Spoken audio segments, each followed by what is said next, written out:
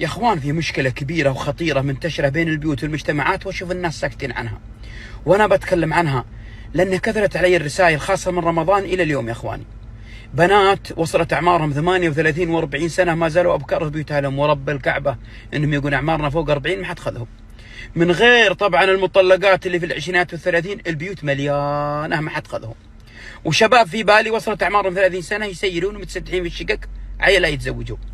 طبعا كلكم بتقولون بسبب غلاء المهور والتكاليف والمشاكل والخوف، وتعددوا الاسباب اللي انا خابرها، وانا اقول لكم صح، لكن في سبب يا اخواني يمكنكم غافلين عنه وهو مهم ترى، وهو انعدام التكافل الاجتماعي اللي كان موجود زمان ايام ابائنا واجدادنا.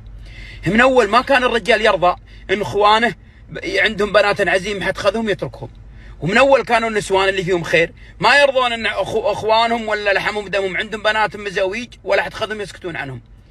الواجب على الرجال لا شاف عند اخوانه بنات اما زوجهم عياله ولا سعى في تزويجهم ولا دل عليهم. وايضا المراه اذا درت ان اختها ولا اخوها عنده بنات مزاويج ما حتخذهم انها تسعى في تزويجهم ولا تدل عليهم ولا تزوج عيالهم.